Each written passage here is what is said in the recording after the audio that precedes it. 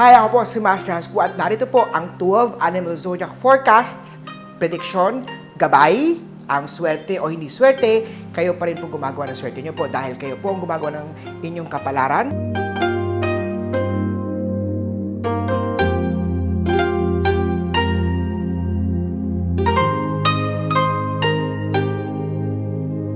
Sa Year of the Monkey naman tayo, ang creativity nyo po ay mag-boost ng good career star.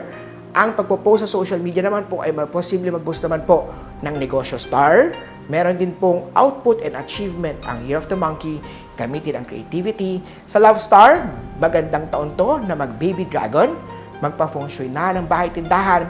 Sa Year of the Monkey, mag-display ng piyaw, money tree, money frog, money cat, ilagay yan sa southwest direction ng bahay man o tindahan. Year of the Rooster naman tayo, activated naman sa inyo ang tinatawag nating opportunity at best friend po ng dragon ang Year of the Rooster. This is your year to shine sa career man.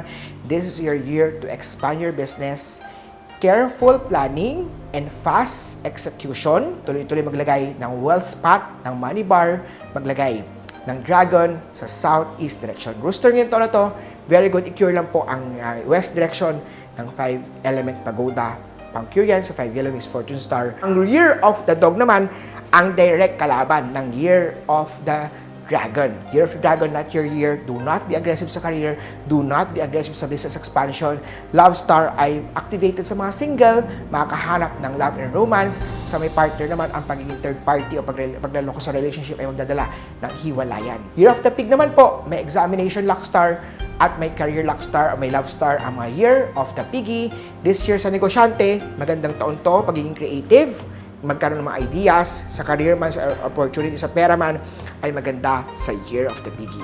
Year of the Pig, magsuot po ng Tiger's Eye, magsuot po ng Money Star, ng Money Luck po, pang-enhance po niyan, Money Bag, Money Tree, Citrine sa Year of the Piggy. Ang 12 Animal Zodiac ay gabay lamang ni Master Hans, kaya pong gumagawa ng swerte niyo po dahil nasa inyong mga kamay, nasa lalay ang inyong tagumpay. Ako muli, si Master Hans kuha na bumabate ng Kyung Hee, Patsay, Happy Chinese New Year sa inyong lahat.